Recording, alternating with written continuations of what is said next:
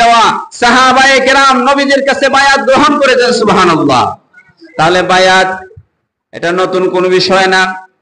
পীর মুর্শিদ ওলি আউলিয়া এই কথাগুলি কোরআনে আছে। আমার যুবক ভাইয়েরা মুরব্বীরা অনেকেই পথভ্রষ্ট হয়ে যাচ্ছে যে পীরের কাছে গিয়ে আমি কেন নম করবো। নাউজুবিল্লাহ বলেন। দেওবন্দের দেওবন্দি মাসলাকের বড় একজন আলেম ছিলেন শাইখুল হাদিস আল্লামা জাকারিয়া রহমাতুল্লাহ আলাইহি। ওনার একটা কিতাবের মধ্যে আমি দেখছি উনি বলেছেন যে দ্বীন প্রচারের জন্য নবীগণ যুগে যুগে ওনার উম্মতের উপরে যে দায়িত্ব পালন করেছিলেন, ওনার অনুসারীরা নবীদের অনুসারীরা যেমনি ভাবে নবীদের অনুসরণ করা ওয়াজিব ছিল, তেমনি ভাবে নবীর পরে আমাদের নবীর পরে কি আর কোন নবী আসবে? না, আসবে না।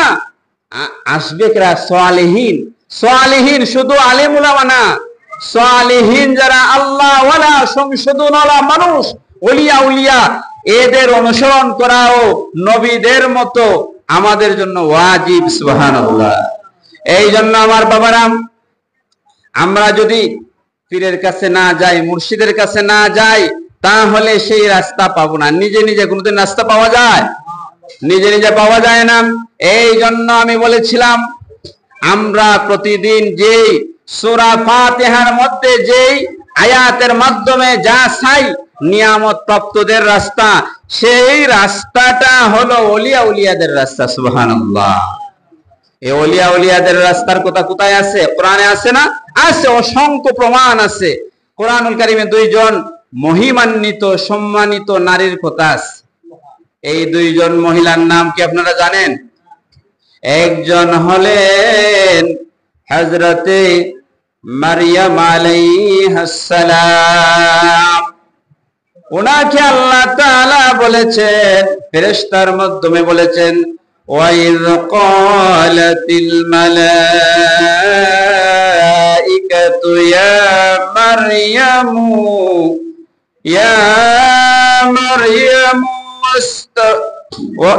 মারইয়ামু ইসতাফাকাল্লাহ। হে মারইয়াম, আল্লাহ তাআলা তোমাকে মনোনীত করেছেন, ওয়া তাহহারাকি, এবং তোমাকে পুত পবিত্র করেছেন, ওয়াসতাফাকি আলা নিসাইল আলামিন, এবং দুনিয়ার যত মহিলা আছে সকল মহিলাদের উপর শ্রেষ্ঠত্ব দান করেছেন। সুবহানাল্লাহ। এই মহিলা মরিয়ম। আরেকজন হলো আমাদের মা আম্মা জান আয়েশা রাদিয়াল্লাহু তাআলা আনহা। ওনার কথা, ওনার ঘটনা আল্লাহ তাআলা সূরা আহজাবের মধ্যে উল্লেখ করেছেন। এই ঘটনাগুলি বলবো না। শুধু মারইয়াম উনি নবী ছিলেন না। মহিলা কেউ নবী ছিল? মহিলাদের মধ্যে কেউ নবী ছিলেন না। মরিয়ম কি ছিলেন? ওলি। কি ছিলেন? ওলি। মরিয়মের মা হলেন হান্না বিনতে ফাকুজ, যিনি ইমরান আলাইহিস সালামের স্ত্রী। উনি বলছিলেন, ওয়াইয ক্বালাত ইমরাআতু ইমরান রব্বি ইন্নী নাযারতু লাকা মা ফি বাতনি মুহাররারান ফাতাকাব্বাল মিন্নী ইন্নাকা আনতাস সামিউল আলিম। ইমরানের স্ত্রী হান্না বিনতে ফাকুজ, ঈসা আলাইহিস সালামের নানী। উনি বললেন, আল্লাহ আমার পেটের মধ্যে যে বাচ্চা আছে, যা আছে সেটা আমি নজর করলাম। নজর মানে মান্নত। সুবহানাল্লাহ। মান্নত জায়েজ কিনা বলেন? মান্নত জায়েজ। হযরতে মারইয়ামের মা মান্নত করলেন, আল্লাহ আমি মান্নত করলাম আমার পেটের মধ্যে যে বাচ্চা আছে সেটা আমি মান্নত করলাম বাইতুল মুকাদ্দাসের খাদিম হিসেবে। সুবহানাল্লাহ। ফাতাকাব্বাল মিন্নি, হে আল্লাহ আপনি সেটা কবুল করুন, নিশ্চয় আপনি দোয়া শ্রবণকারী। ফালাম্মা ওয়াদাআতহা, যখন উনি প্রসব করলেন, বাচ্চা দুনিয়াতে আসলো, দেখা গেল সেটা মহিলা, মানে মরিয়ম। তখন উনি বললেন, আল্লাহ আমি তো, কোরআন শরীফে বিস্তারিত আছে সূরা আলে ইমরানের মধ্যে, সব আয়াতগুলো আমি বলছি না। তখন উনি বললেন, আল্লাহ আমি তো চাইছিলাম ছেলে। আল্লাহ তাআলা বলেন, লাইসা যাকারু কাল উনসা, ও হান্না ইমরানের স্ত্রী, সকল পুরুষরা মহিলার মতো হয় না। সুবহানাল্লাহ। কিছু কিছু মহিলাকে আল্লাহ তাআলা পুরুষের চেয়ে বেশি সম্মান দিয়েছেন। সুবহানাল্লাহ। অথচ আল্লাহ জানেন কি সন্তান দুনিয়াতে এসেছে। এরপর আল্লাহ বলেন, ইন্নী সাম্মাইতুহা মারইয়াম, আমি আল্লাহ তার নাম রাখলাম মরিয়ম। সুবহানাল্লাহ। তাহলে একজন মহিলা, যে মহিলার নাম আল্লাহ নিজে রেখেছেন, তার নাম হলো মরিয়ম। কি নাম? মরিয়ম। এই মরিয়ম, উনি মরিয়মের মা কি হয়ে গেলেন? বেকুল হয়ে গেলেন। আমি তো মান্নত করেছিলাম ছেলে হবে, ছেলেরে দিয়ে মসজিদের খাদিম বানাইবো। সুবহানাল্লাহ। মসজিদ যেমন তেমন মসজিদ না, এটা হলো বাইতুল মুকাদ্দাস, যেই মসজিদের আশেপাশে প্রায় 50,000 নবী এবং রাসূল ঘুমিয়ে আছেন। সুবহানাল্লাহ। সেই ফিলিস্তিন আজকে রক্তাক্ত আমাদের বাইরা মাজলুম, সেখানে 50,000-এর উপরে নবী রাসূল ঘুমিয়ে আছেন এই বাইতুল মুকাদ্দাসের আশপাশে। হযরত মরিয়ম বড় হলেন, আল্লাহ জানাইয়ে দিলেন, ও মরিয়মের মা, মহিলা হইছে, অসুবিধা নাই, পর্দার সাথে সে আল্লাহর ঘরের খেদমত করবে। সুবহানাল্লাহ। অনেক লম্বা ঘটনা। মরিয়মের খালু জাকারিয়া আলাইহিস সালাম ছিলেন এই মসজিদের খতিব, ইমাম, নবী। অনেক লম্বা ঘটনা। উনি একদিন গিয়া দেখলেন যে হযরতে মরিয়ম আলাইহিস সালামের ঘরের মধ্যে অমৌসুমী ফল। সুবহানাল্লাহ। যে সময়ে এই ফলগুলি পাওয়ার কথা নয়, উনি বললেন, ও মারিয়াম, এই ফল কোথায় থেকে আসলো, এই খাবার কোথায় থেকে আসলো? উনি বললেন, ও আমার খালু, এটা আল্লাহ তাআলার পক্ষ থেকে। সুবহানাল্লাহ। হুয়া মিন ইনদিল্লাহ ইয়ারযুকু মান ইয়াশাউ বিগাইরি হিসাব। এটা আল্লাহর পক্ষ থেকে এসেছে। আল্লাহ যাকে ইচ্ছা গায়রে হিসাব, বেহিসাব রিজিক দান করেন। সুবহানাল্লাহ। উনি কে ছিলেন? আল্লাহর এক ওলি বান্দি। ওনাকে আল্লাহ তাআলা অমৌসুমী ফল দিলেন, রিজিক দিলেন। কেন? উনি সালেহীন ছিলেন। কি ছিলেন? সালেহীন। হইলে ওলি কি পুরুষ হয় শুধু, না মহিলা হয়? মহিলা হয়। রাবেয়া বসরি, হযরতে মারইয়াম, হযরতে আম্মা জান আয়েশা, এদের এক একজনের ওজন এত বেশি। আম্মা জান আয়েশা রাদিয়াল্লাহু তাআলাকে যদি এক পাল্লায় দেওয়া হয়, দুনিয়ার সকল মানুষের মহিলার চেয়ে বেশি সম্মান হবে ওনার। সুবহানাল্লাহ। তাহলে আমাদের মা বোনেরাও আল্লাহর ওলি হইতে পারে কিনা বলেন? আপনারা জানেন বড় পীর আব্দুল কাদের জিলানী রাহমাতুল্লাহ আলাইহির মা উম্মুল খায়ের ফাতেমা রাদিয়াল্লাহু তাআলা আনহা আও রাহমাতুল্লাহি আলাইহা, উনি এত বড় ওলি ছিলেন যার গর্বে জগৎ বিখ্যাত ওলি দুনিয়াতে এসেছেন। সুবহানাল্লাহ। এই জন্য আমার মা বোনেরা, আপনার রেহেম যদি পবিত্র হয়, আমার বাবারা আল্লাহর কাছে দোয়া করেন মরিয়মের মার মতো, দেখবেন আল্লাহ তাআলা কত পবিত্র সালেহীন আওলাদ দান করবে। সুবহানাল্লাহ। মরিয়মের কথা বলছিলাম যে উনি আল্লাহর ওলি ছিলেন। কে ছিলেন বলেন? ওলি। ওলি হওয়ার কারণে উনি যা চাইছেন তাও দিয়েছেন। সুবহানাল্লাহ। লম্বা একটা হাদিস আছে, আমি শেষ করে দেব 15 মিনিটের মধ্যে। রাত হয়ে যাচ্ছে, আমরা যাইতাম গাড়ি রেখে শিব পাশা। আমি ইনশাআল্লাহ 45-এর মধ্যে শেষ করে দেব। আমার বাবারাম, আমার মুরব্বী বাবারাম, এই কথাগুলি কেন বলতে হয় আজকে? আপনারা বলবেন শুধু আপনারা ওলিয়া উলিয়াদের কথা বলেন। ওলিয়া উলিয়াদের পথটা হলো সঠিক পথ, সেটা হলো নিয়ামত প্রাপ্তদের বান্দার পথ। তারা কোন পথে চলছে? কোরআন হাদিসের পথে, ঠিক কিনা বলেন? আমি বলছিলাম নবী রাসূল নাই, নবী রাসূলের অবর্থ মানে আল্লাহ ওয়ালারা, যারা হক্কানি রব্বানি পীর মাশায়েখ, এদের পথ অনুসরণ করা ওয়াজিব। সুবহানাল্লাহ। এই জন্য আল্লামা সাহেব কিবলা বুলতুলি রাহমাতুল্লাহ আলাইহি বলেন, সারসিনা ফিশাব বলেন, সোনাকান্দা বলেন, পুরফা বলেন, আড়াইবাড়ি বলেন, বাজুকা বলেন, এরা হক, এরা একটা রাস্তা রেখে গিয়েছে, আমাদেরকে রাস্তা দেখাইছেন। এদের অনুসরণ করা আমাদের জরুরি। কেননা আল্লাহ কি বলছেন জানেন? হাদিসে কুদসি, যেখানে আল্লাহ বলেন কথাটা উল্লেখ থাকে। হাদিস কিন্তু সরাসরি আল্লাহ বলেন, নবীজিকে ইলহাম করেছেন, মান আদা লি ওয়ালিয়ান ফাকাদ আযানতুহু বিল হার। আবু হুরায়রার হাদিস, বুখারী শরীফের হাদিস। নবীজি বলেছেন, যে ব্যক্তি আমার ওলির সঙ্গে শত্রুতামি করবে, আমি আল্লাহ তার বিরুদ্ধে জিহাদ ঘোষণা করে দিব। সুবহানাল্লাহ। জিহাদ কেন? আল্লাহ ওয়ালা মানুষরা আল্লাহর এত নৈকট্যশীল হয়ে যায় যে কি হয় দেখেন, আল্লাহ তাআলা এই হাদিসে বলেন, ওমা তাকাররাবা ইলাইয়া আবদি বিশাইইন হাব্বা ইলাইহি মিম্মা ইফতারাতু আলাইহি। আমার বান্দা আমার নৈকট্যশীল বেশি হয় যে রাস্তার মাধ্যমে, সেটা হলো ফরজ ইবাদত। সুবহানাল্লাহ। এই জন্য কেউ যদি বলে ফরজ ছাইরা নফল লইয়া ফিরা কি করবে, তাহলে এটা আমরা মানি না। আল্লাহ ওয়ালা যারা ছিলেন, আল্লামা সাহেবুল্লাহ ফুলতুলি বলেন, ইয়াকুব বুদরপুরি রহমাতুল্লাহ আলাইহি বলেন, এদের জিন্দেগি দেখেন, এদের আওলাদদেরকে দেখেন, এরা আগে ফরজরে প্রায়োরিটি দেয়, গুরুত্ব দেয়, ঠিক কিনা বলেন? নামাজ ছাড়া, রোজা ছাড়া, হজ ছাড়া, যাকাত ছাড়া, শরীয়ত ছাড়া মারিফত হাসিল হয় না। আল্লাহ বলেন, আমার বান্দারা যে আমলের মাধ্যমে আমার নৈকট্যশীল হয়, আমার ওলি হয়, সে আমলগুলি হলো ফরজ আমল। সুবহানাল্লাহ। এরপরে আল্লাহ তাআলা বলেন, মা ইয়াজালু আবদি ইয়াতাকাররাবু ইলাইয়া বিন-নওয়াফিল। এরপরে আমার বান্দা আমার আরো নৈকট্যশীল হয়, আরো নিকটে আসে, আরো নিকটে আসে বিন-নওয়াফিল, নফলের মাধ্যমে। সুবহানাল্লাহ। নফল বন্দেগী, অতিরিক্ত বন্দেগী আল্লামা সাহেব কিবলা সহ বড় বড় ওলিরা আমাদেরকে কি শিখিয়েছেন? বাবারা, তোমরা ইশরাকের নামাজ পড়ো, আওয়াবিনের নামাজ পড়ো, তাহাজ্জুদের নামাজ আদায় করো, এতিমের মাথায় হাত বুলিয়ে দাও, ঠিক কিনা বলেন? বিধবাদের পাশে দাঁড়াও, তাহলে আল্লাহ রাব্বুল আলামিন তোমাকে ওলি বানাইয়া দিবে, ঠিক কিনা বলেন? এরপরে আল্লাহ তাআলা বলেন, আমার বান্দা ফাইজা আহবাবতুহু, যখন আমি আমার বান্দাকে ভালোবেসে ফেলি, যখন আমার বান্দারে আমি ভালোবাসি, কোন আমলের মাধ্যমে? ফরজ এবং নফলের মাধ্যমে। সুবহানাল্লাহ।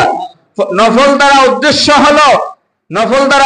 হলো নফল নামাজ শুধু না, যেমন একজন মানুষকে খুশি করা, একজন মানুষের সঙ্গে ভালো ব্যবহার করা, একজন মুরব্বীকে সাহায্য করা, একজন ক্ষুধার্তকে খাইয়ে দেওয়া, একজন এতিমের মাথায় হাত বুলিয়ে দেওয়া, একজন বিধবা একটা কাপড় দিয়া দেওয়া, বন্যার্ত মানুষের পাশে দাঁড়ানো, রাস্তায় কষ্টদায়ক বস্তু আছে সেটা দূর করে ফেলা। আপনি যদি দূর না করেন গুনাহ হবে না, কিন্তু ফালাইলে এর মাধ্যমে আল্লাহ তাআলা আপনার মর্যাদা বাড়াইয়া আল্লাহর ওলি বানাইবে। সুবহানাল্লাহ। এই হাদিসের পরের অংশ আল্লাহ বলেন, যখন আমি আমার বান্দারে ভালোবাসি তখন কি হয়? সে যখন শুনে, সামাহুল্লাযী, যখন আমার বান্দা শুনে, তার কানটা আমি আল্লাহ তাআলার কুদরতের দ্বারা নিয়ন্ত্রিত হয়। সুবহানাল্লাহ। তার কান দিয়া শুনে না, আমি আল্লাহ তাআলা ফেরেশতাদের মাধ্যমে আমার বান্দারে শুনাইয়া দেই। সুবহানাল্লাহ। ওয়া বাসারাহুল্লাযী ইউবসিরু বিহি, আমার বান্দা যখন চায় চক্ষু বন্ধ করলেও আমার কুদরতে আমার বান্দারে আমি মদিনা মুনাওয়ারা পর্যন্ত দেখাইতে পারি। সুবহানাল্লাহ। এটা কোন শক্তি? এটা হলো আল্লাহকে পাইতে পাইতে নৈকট্যশীল হওয়ার কারণে সে চোখ বন্ধ করলেও অনেক কিছু দেখতে পারে। এই ধরনের ঘটনা কোরআনে আছে কিনা? আছে। এই ধরনের ঘটনা কোরআনে আছে, হাদিসে আছে এভেইলেবল। এবং আমার বান্দা যখন হাঁটে, এই হাদিসের শেষের অংশে আছে, তার হাঁটাটা আমি আল্লাহ নিয়ন্ত্রণ করি। সুবহানাল্লাহ। অর্থাৎ সে ভুল পথে যায় না, সঠিক পথে যায়। আমার বান্দা যখন ধরে, আমার কুদরতি হাত দ্বারা ধরে। সুবহানাল্লাহ। এবং আমার বান্দা ওয়াইজা সাআলানি লাউতিয়ান্নাহু, আমার বান্দা যখন ফরজ এবং নফলের মাধ্যমে আমার নৈকট্যশীল হয়ে যায়, আমার ভালোবাসে, আমিও তারে ভালোবাসি। আমার বান্দা যা চাইবে আমি আল্লাহ তা দিয়া দেই। সুবহানাল্লাহ। এই জন্য আল্লাহর ওলিদের সওয়ার আমার সওয়ার সমান নয়। ফুলতলি সাহেব কিবলা সিটি দিলে নদীও কথা শুনে। সুবহানাল্লাহ।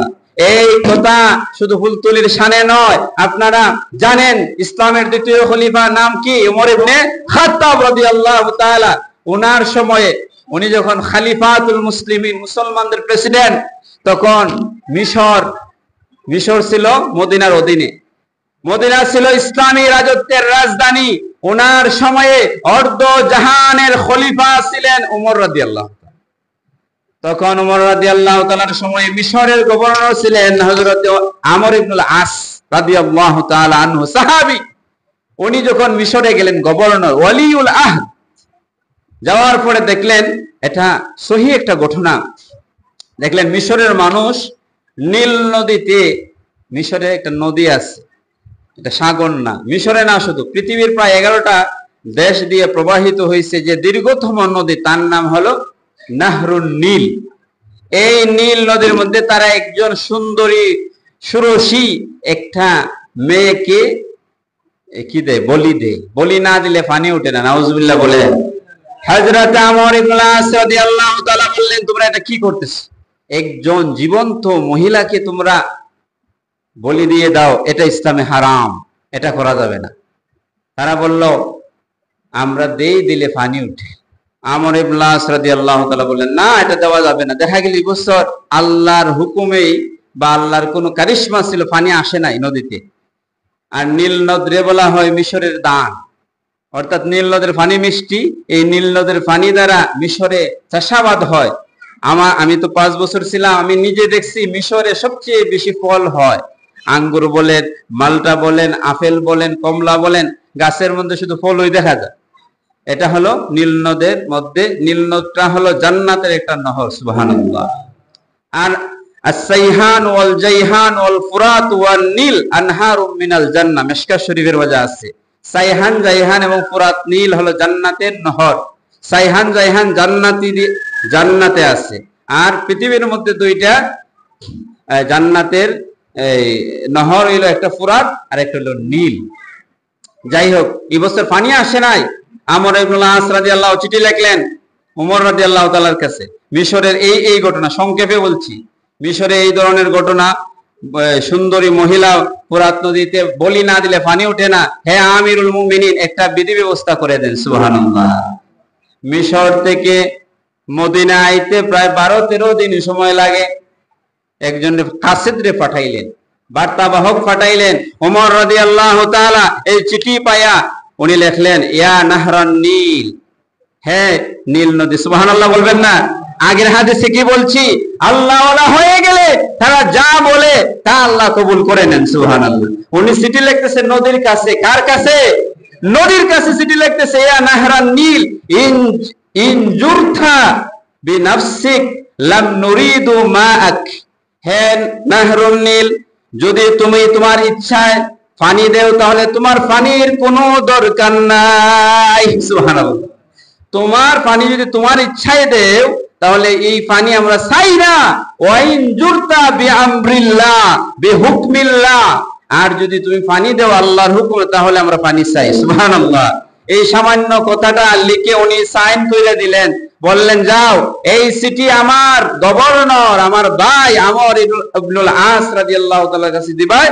এবং মিশরে যত খ্রিস্টান ছিল, তখন খ্রিস্টান ছিল বেশি, খ্রিস্টান গণ্যমান্য ব্যক্তিদেরকে ডাকতে বলবা, তাদের সামনে যেন সে সেই চিঠিটা ছাড়ে, সুবহানাল্লাহ।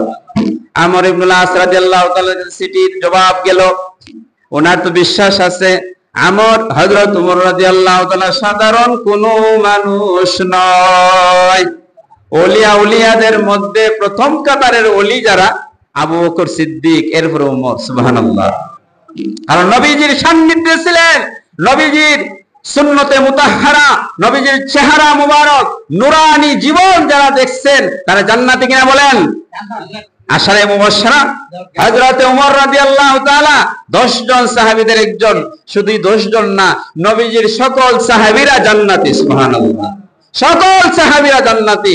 একজন সাহাবীকেও সমালোচনা করা যাবে না, তাদের সার্টিফিকেট আল্লাহ দিয়েছেন, লাকাদ রাদিয়াল্লাহু আনহু ওয়া রাদু আন। যাই হোক, হযরত ওমর রাদিয়াল্লাহু তাআলা চিঠি পাইলেন কে? মিশরের গভর্নরের নাম কি? আমর ইবনুল আস রাদিয়াল্লাহু তাআলা। ওনার বিশ্বাস ওমরের কথা বিফলে যাবে না। উনি খ্রিস্টানদের নেতাদেরকে ডাকলেন, আমাদের ইসলামী রাজত্বের আমিরুল মুমিনিন খলিফাতুল মুসলিমিন ওমর রাদিয়াল্লাহু তাআলা চিঠি দিয়েছেন, চিঠির মাধ্যমে পানি উঠবে। সুবহানাল্লাহ। গণ্যমান্য ব্যক্তি। আচ্ছা বলেন তো, এই ধরনের ঘটনা যদি বাংলাদেশে ঘটে, মানুষ বেশি হবে না কম হবে? কোটি কোটি মানুষ আগে দাঁড়াবে, চিঠির মাধ্যমে পানি আসতেছে, দেখা দরকার। হাজারে হাজারে মানুষ নীল নদের একটা জায়গার মধ্যে, পারের মধ্যে আইয়া উপস্থিত হইল। ওমর রাদিয়াল্লাহু তাআলা চিঠি ছাড়লেন আল্লাহর হুকুমে, বললেন যে পানি আসবে অবশ্যই। এই চিঠি দেওয়ার সঙ্গে সঙ্গে নিচ থেকে পানি বের হওয়া শুরু হয়ে গেল। সুবহানাল্লাহ। রাতে রাতে 18 গজ পানি হয়ে গেল। সুবহানাল্লাহ। সেই যে নীল নদী শুরু হয়েছিল, প্রবাহমান হয়েছিল, আর কোনো দিন নীল নদ শুকায় নাই। সুবহানাল্লাহ। আর বলতে পারেন এটা কিভাবে সম্ভব? এটা সম্ভব। আল্লাহ তাআলা মানুষের মধ্য থেকে নবী নির্বাচন করেছেন।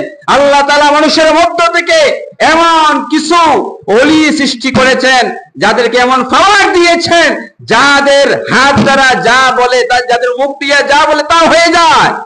কেন হয়ে যায়? তারা আল্লাহর সঙ্গে প্রেমের ডোর বেঁধেছেন, তারা আল্লাহ ওয়ালা হয়েছেন। তার নিয়ন্ত্রণটা সে নিজে করেন, আল্লাহ তাআলা করেন। এই জন্য আল্লাহর ওলিদের কারামতকে অস্বীকার করা যাবে না। কারামাতুল আউলিয়া হাক্কুন, সকল ওলিদের কারামত সত্য, ঠিক কিনা বলেন? এই জন্য আল্লামা সাহেব কিবলা ফুলতুলি শুধু নয়, যত ওলিয়া আউলিয়াদের কারামত আছে এইগুলির কটাক্ষ করবেন না। অনেকেই কটাক্ষ করে, পীরের কাছে গিয়ে মানুষ নাকি শিরিক করে, নাউজুবিল্লাহ বলেন। বরংস কৌমি দারার রশিদ আহমদ গাঙ্গুহি সাহেব সহ বড় বড় এরা কিন্তু পীর ছিল। এদের পীর কে ছিল? এমদাদুল্লাহ মুহাজিরে মক্কি রহমাতুল্লাহ আলাইহি ছিলেন, আশরাফ আলী তানভী রহমাতুল্লাহ আলাইহির পীর, এবং জাকারিয়া সাহেবের পীর। তাহলে আমাদের সাথে ফিরালির যে সম্পর্ক আমাদেরও আছে, এদেরও আছে। এই জন্য পীরকে কখনো আপনারা কটাক্ষ করবেন না। আল্লামা সাহেব কিবলা ফুলতুলি রহমাতুল্লাহ এই দরজার একজন ওলি ছিলেন, ঠিক কিনা বলেন? রাত্র অনেক হয়ে গেছে, এই ধরনের কথা যদি বলি ভাই, কোরআন হাদিস থেকে হাজারো হাজারো প্রমাণ আছে। আপনারা সূরা বনী ইসরাইল পড়বেন, হযরত খিজির আলাইহিস সালাম আর মুসা আলাইহিস সালামের ঘটনা আছে না? আছে না? সূরা বনী ইসরাইলে কোরআনের ঘটনা। কিসের ঘটনা? কোরআনের ঘটনা। এখানে কি আছে? মুসা আলাইহিস সালাম ছিলেন নবী, আর খিজির আলাইহিস সালাম ছিলেন ওলি। কিন্তু সংক্ষেপে বলেই ফেলি, বললে আপনাদের একটা ধারণা হবে যে আল্লাহ তাআলা মানুষের মধ্য থেকে পাওয়ারফুল মানুষ বের করতে পারেন কি না। হযরত মুসা আলাইহিস সালাম একদিন বনী ইসরাইলের একজন বলল, হে আল্লাহর নবী মুসা, বর্তমান পৃথিবীতে মানুষের মধ্যে, নবীরা সকলেই মানুষ, এটা বিশ্বাস করবেন তো? হ্যাঁ, মানুষ অতুলনীয় মানুষ, নবীগণ অতুলনীয় মানুষ, যাদের মিসাল মানুষের মধ্যে হয় না, বলা যাবে না নবীদের মতো কোনো মানুষ হইতে পারে না। আকাইদে নাসাফির মধ্যে এসেছে, আকাইদের কিতাবে এসেছে, সকল নবীগণ মানুষ, তবে এরা হলেন নুরানি মানুষ, এরা হলেন উম্মতের জন্য মডেল, এদের কোনো ত্রুটি নাই, এদের মানবীয় দুর্বলতা নাই। হযরত মুসাকে তারা বলল যে আপনি সহ এই মানুষের মধ্যে সবচেয়ে জ্ঞানী কে? হযরত মুসা আলাইহিস সালাম বললেন, উনি হিকমতে বললেন, আমি যেহেতু নবী, আমার চেয়ে তো কেউ জ্ঞানী বর্তমানে নাই। উনি বললেন, আমি হইলাম সবচেয়ে বড় জ্ঞানী। এই কথাটা আল্লাহ তাআলার পছন্দ হয় না। নবীদের এটাকে বলা হয় পদস্খলন, নবীদের ভুল না, নবীদের গুনাহ না। যার সাথে যার সম্পর্ক বেশি, তার সামান্য ত্রুটিটাও সে ধরে না। আল্লাহ তাআলা সাথে মুসা আলাইহিস সালাম কথা বলতেন মিশরের তুর পাহাড়ে। আল্লাহ বললেন, ও মুসা, তোমার এই কথাটা আমার পছন্দ হয় নাই, তোমার চেয়েও আমার এক বান্দা আছে, আবদাম মিন ইবাদিনা, আমার বান্দাদের মধ্যে তো একটা বান্দা আছে, যেই বান্দা তোমার চেয়েও বেশি জানে। সুবহানাল্লাহ। আমার একটা বান্দা আছে যে তোমার চেয়ে বেশি জ্ঞানী। সুবহানাল্লাহ। তখন মুসা আলাইহিস সালাম বললেন, আল্লাহ, আমি ভুল করেছি। নবীরা বলেন ভুল, কিন্তু আমরা বলতে পারবো না ভুল। নবীরা আল্লাহর সাথে প্রেমের ডোর বাঁধতে গিয়া, যেমন মুসা আলাইহিস সালাম বলছেন ইন্নী যালামতু নাফসি, আল্লাহ কিপ্তিরে মাইরা আমি জুলুম করছি আমার উপরে। এটা বিনয়, নবীদের বিনয়। তখন মুসা আলাইহিস সালাম বললেন, আল্লাহ ওই মানুষটারে আমারে তার রাস্তায় তারে আমি খুঁজি, তার কাছ থেকে ইলম শিখতাম। সুবহানাল্লাহ।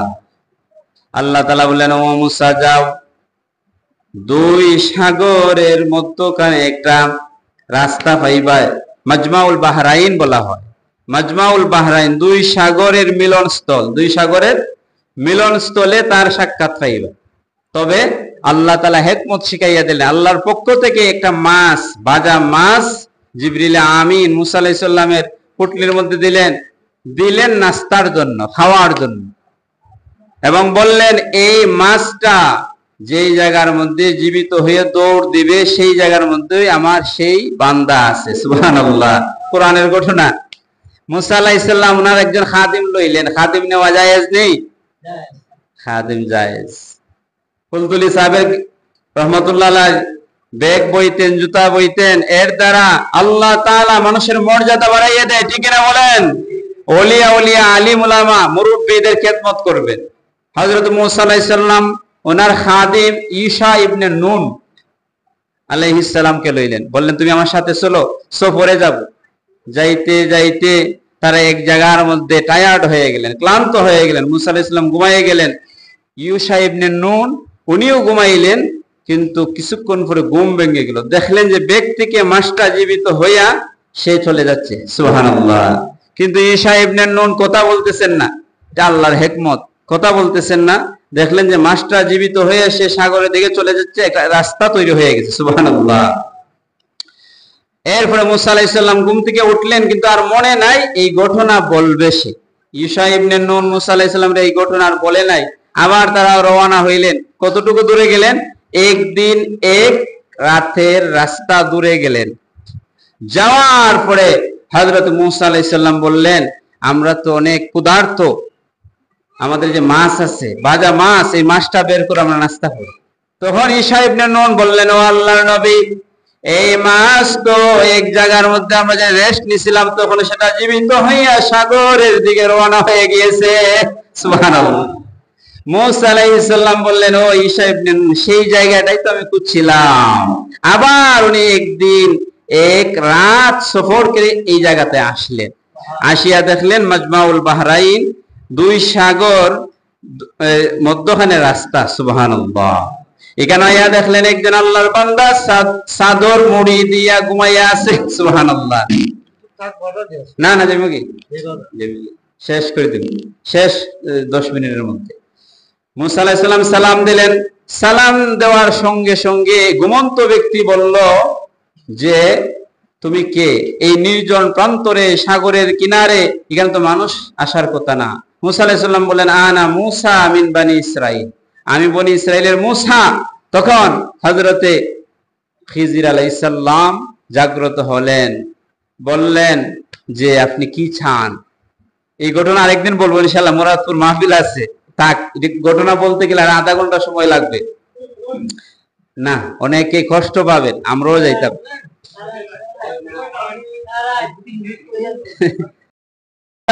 কালিমুল্লাহ বললেন, ও আল্লাহর বান্দা, আল্লাহ আমাকে জানাইছেন যে আপনার কাছে এমন ইলম আছে যে ইলম আমার কাছে নাই। সুবহানাল্লাহ।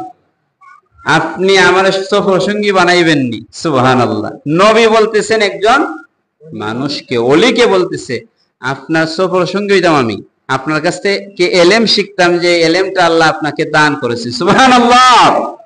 ইলম অর্জনের জন্য ছোট হওয়া লাগে। ইলম অর্জনের জন্য কি হওয়া লাগে? ছোট হওয়া লাগে। মুর্শিদ যেমনই হোক, আপনি যদি মুর্শিদ মনে করেন, আপনি টাইটেল পাস, আপনি আজহারি, আপনি মাদানি, আপনি ওলির কাছে নত হয়ে যেতে হবে, তাহলে আপনি ওলি হতে পারবেন। সুবহানাল্লাহ। মুসা আলাইহিস সালাম বলতেছেন, ও আল্লাহর বান্দা, আমি আপনার মুরিদ হইতে আইছি। সুবহানাল্লাহ বলবেন না? ছাত্র মুরিদ। যিনি উস্তাদের কাছে পড়েন, আরাদা ইউরিদু, যিনি ইলম অর্জনের ইচ্ছা করেন, উস্তাদের কাছে ছাত্ররা মুরিদ। সুবহানাল্লাহ। মুসা আলাইহিস সালাম মুরিদ হইলেন কার কাছে? মুরিদ মানে ইলম অর্জনের ইচ্ছা করলেন খিজির আলাইহিস সালামের কাছে। হযরতে খিজির আলাইহিস সালাম বললেন, ও আল্লাহর নবী মুসা, আমার সাথে যে আপনি থাকতেন, আপনি তো ধৈর্য ধারণ করতে পারবেন। আমি এমন কিছু কাজ করব, আপনি যদি উল্টা পাল্টা করেন তাহলে হবে না। মুসা আলাইহিস সালাম বললেন, না, আমি ধৈর্য ধারণ করব। তারপরে তারা সফরে রওনা হইলেন। তিনজন নানি, মুসা আলাইহিস সালাম, সফরের সঙ্গে ইউশা ইবনে নূন এবং খিজির আলাইহিস সালাম। যাইতে যাইতে এক নদীর পাড়ে গেলেন। নদী পার হইতে গেলে নৌকা লাগে, বুট লাগে। তখন ওই নৌকাওয়ালা চিনলেন খিজির আলাইহিস সালাম, চিনতেন। বললেন যে হুজুর, আপনাদের জন্য ভাড়া লাগবে না, টাকা লাগবে না, দিরহাম লাগবে না, আপনারা উঠেন, আমি আপনাদেরকে পার করে দিচ্ছি। সুবহানাল্লাহ। হযরত খিজির আলাইহিস সালাম নৌকাতে উঠিয়া নৌকার কিনারি দিয়ে, যে আমরা আজকে একটা নৌকাইতে আইলাম, নৌকার একটা তক্তা উনি ওনার গল্লা দিয়ে ভেঙে ফেললেন। সুবহানাল্লাহ। হযরত মুসা গরম হয়ে গেলেন, হে আল্লাহর বান্দা, আপনি এটা কি করলেন? এই লোকটা আমাদেরকে পার করে দিতেছে, আর আপনি একটা তক্তা ভেঙে ফেললেন, খানা করে ফেললেন। তখন হযরত খিজির আলাইহিস সালাম বললেন, আমি আগেই বলছি আপনি ধৈর্য ধারণ করতে পারবেন না। তখন তাড়াতাড়ি মুসা আলাইহিস সালাম আবার জাগাত গেলেন, না না, আমার মনে নাই আমার অঙ্গীকারের কথা, আমি আর আপনার কথা কাজের প্রতিবাদ করব না। নৌকা থেকে নেমে গেলেন। আবার যাইতে যাইতে এমন একটা ময়দানে গেলেন, গিয়া দেখলে একটা সুন্দর ছেলে খেলতেছে। একটা ছেলের টান দিয়া হযরত খিজির আলাইহিস সালাম আনলেন, আনিয়া তার গলার মধ্যে, গর্দানের মধ্যে ধরে মেরে ফেললেন। সুবহানাল্লাহ বলেন, সুবহানাল্লাহ। আচ্ছা বলেন, এভাবে যদি একটা মানুষের কেউ মেরে ফেলে, প্রতিবাদ না হইয়া পারা যাবে? মুসা আলাইহিস সালাম বললেন, আপনি এটা কি করলেন? একটা সুন্দর ছেলে, তারে আপনি জীবন্ত মেরে ফেললেন। হযরতে খিজির আলাইহিস সালাম বললেন, আমি তো আগে বলেছি আপনি আমার কাজে বাধা দিতে পারবেন না, আর যদি 3 নম্বর বার বাধা দেন তাহলে আপনার সাথে আমার সম্পর্ক শেষ। সুবহানাল্লাহ। আবার রওনা হইলেন। যাইতে যেতে একটা শহরে গেলেন, ক্ষুধার্ত। যেমন আমি মুরাদপুর আসছি, আমি যদি পেটে খিদা লাগে, স্বাভাবিক যে কোনো মুসাফিরে খাবার খুঁজতে পারে। মুসা আলাইহিস সালাম এবং খিজির আলাইহিস সালাম এবং ঈসা ইবনে নূন, তিনজন খুবই ক্ষুধার্ত। তারা মেহমানদারি চাইলেন, যে এই শহরে কেউ কি আমাদেরকে মেহমানদারি করাবেন? তারা বললো, না না, আমরা মেহমানদারি করাইব না। এই ধরনের মানুষ আছে না? শক্ত মানুষ আছে, কিন্তু না, মুরাদপুরের মানুষ ভালো, মেহমানদারি প্রিয়। শুধু মুরাদপুর না, আমাদের বাংলাদেশের মানুষ মেহমান প্রিয় এই জন্য যে আমরা ওলিয়া উলিয়াদের সুহবত পেয়েছি, ঠিক না? তারা বললো যে না, মেহমানদারি করানো যাবে না। কিন্তু কিছুক্ষণ যাওয়ার পরে হযরত খিজির আলাইহিস সালাম দেখলেন একটা এরিয়াতে একটা দেওয়াল, চারিদিকের মধ্যে একটা দিক সামান্য ভেঙে যাচ্ছে, ভেঙে গেছে অলরেডি। হযরতে খিজির আলাইহিস সালাম বললেন, হে আল্লাহর নবী মুসা, চলেন আমরা এই ওয়ালটা মেরামত করে দিই। সুবহানাল্লাহ বলবেন। মেরামত করবেন, এই সময় মেরামত করে ফেলছেন। মেরামত করার পরে মুসা আলাইহিস সালাম বলতেছেন, এমন একটা এরিয়াতে আইলাম, একবেলা খাওয়ান চাইলাম, খাওয়ানো দিল না, আবার বিনা পরিশ্রমিকে আপনি একটা ওয়াল মেরামত করে দিলেন, এটা হইল নি? হযরত খিজির আলাইহিস সালাম বললেন, হাযা ফিরাকু বাইনি ওয়া বাইনিক, ও আল্লাহর নবী মুসা, এখন থেকে আপনি আর আমি পৃথক হয়ে যাব, আর আমার সাথে আপনারা রাখবো না। তবে এই যে 3টি ঘটনা, 3টি ঘটনার হিকমত আপনারা জানাই দিই, যেটা আপনি জানেন না। সুবহানাল্লাহ। কে জানে না? নবী জানেন না। তাহলে বোঝা যায় এমন কিছু এলেম আল্লাহ মানুষকে দিয়েছেন, ওলিদেরকে দিয়েছেন, যেটা নবীদেরকে দেন নাই। আবার নবীদেরকে এমন এলেম দিয়েছেন যেটা মানুষে জানে না। হযরত খিজির আলাইহিস সালাম বলেন, ওনাকে খিজির বলা হয় কেন? হাদিসে এসেছে খিদরুন মানে সবুজ। উনি যেখানেই বসতেন, দাঁড়াইতেন, সেই জায়গার ঘাস সবুজ হয়ে যেত। সুবহানাল্লাহ। খিজির আলাইহিস সালাম বললেন, এই যে নৌকাটা আমি তক্তা ভেঙে ফেললাম, এই জন্য বাংলাম যে এই এলাকার জালিম বাদশা হুকুম দিয়েছে যত ভালো নৌকা আছে এগুলি জোর জবরদস্তি করে নিয়ে যাওয়ার জন্য। এই জন্য আমি ভাঙছি, যাতে করে গোয়েন্দা বিভাগ আইয়া দেখবো ভাঙ্গা, তখন এটা নিত না, এটা নিত না। আর এই মাঝির 10 ভাই ছিল, ব্যাখ্যায় দেখলাম 10 ভাইয়ের মধ্যে 5 ভাই প্রতিবন্ধী, আর 5 ভাই তারা নৌকার কাজ করে। এই নৌকার মধ্যে বড় নৌকা, এরা এটা দিয়ে জীবিকা নির্বাহ করতে পারবে, আর ভালো নৌকা হইলে জালিম বাদশা নিয়ে যাইতো, এই জন্য আমি সেটা ভেঙে দিছি কিছুটা। সুবহানাল্লাহ। তাহলে এই হিকমত মুসা আলাইহিস সালাম জানতেন না। এরপরে যে বাচ্চাটার আমি মারলাম, আল্লাহ আমাকে জানাই দিছেন যে তার মা বাবা খুব ভালো মানুষ, কিন্তু সে বড় হইয়া শিরিক করবে, সে বড় হয়ে ডাকাত হবে, সে বড় হয়ে গুন্ডা হবে, মা বাবার বদনামের কারণ হবে, মা বাবার জন্য সে অশান্তির কারণ হবে, এই জন্য আল্লাহর হুকুম আমি তারে মারছি। সুবহানাল্লাহ। অথচ দেখা যায় এই বাচ্চার বদৌলতে হাদিসে এসেছে যে যে যে ব্যক্তির বাচ্চা মারা হয়েছিল তাকে আল্লাহ তাআলা একটা কন্যা সন্তান দিয়েছিলেন। এই কন্যা সন্তানের গর্ভে আল্লাহ তাআলা দুইজন নবী দিয়েছিলেন। সুবহানাল্লাহ। এক বাচ্চা গেছে, অসুবিধা কি? এই বাচ্চার বিনিময়ে আল্লাহ তাআলা ওই বাচ্চার বাবা মায়ের উদরস্থ একটা মেয়ে দিয়েছে, আর এই মেয়ের গর্ভে দুইজন নবী দুনিয়াতে এসেছেন। সুবহানাল্লাহ। 2 নম্বর ঘটনার হিকমত মুসা জানলেন। এরপরে 3 নম্বর ঘটনা, যে ওয়াল আমরা মেরামত করলাম, এই ওয়ালের ভিতরে এতিমের মাল আছে। কার মাল? এতিমের মাল আছে। এটা ভেঙে গেলে মানুষ চুরি করে নিয়ে যাবে, ডাকাতি করে নিয়ে যাবে। আল্লাহ তাআলা আমাকে ইলহাম করেছেন, ও খিজির, তার মা বাবা খুব ভালো মানুষ আছিল, আল্লাহওয়ালা মানুষ আছিল। এতিম যারা, এরা তো জানে না সম্পদ কোথায় আছে, তুমি এটা মেরামত করে দাও, তারা বড় হলে জানবে এখানে আছে। এই জন্যই এখান থেকে, এই ঘটনা থেকে বোঝা যায় মা বাবা ভালো হইলে আল্লাহ তাআলা মা বাবার উসিলায় সন্তানের জন্য সম্পদ, নিয়ামত হেফাজত করে রাখেন। সুবহানাল্লাহ। আমি আল্লাহর হুকুমে মেরামত করে দিয়েছি যাতে চোর ডাকাতে এই সম্পদটা না নেই। সুবহানাল্লাহ। মুসা আলাইহিস সালাম বুঝতে পারলেন যে আমার চেয়েও জ্ঞানী মানুষ আছে, কে? আল্লাহর ওলিরা। সুবহানাল্লাহ। এই জন্য আল্লাহর ওলিদের কেরামতকে আমরা অস্বীকার করব না। আল্লাহ তাআলা যেন আমাদেরকে বোঝার তৌফিক দান করেন। সবাই মিলে আল্লাহুম্মা আমিন।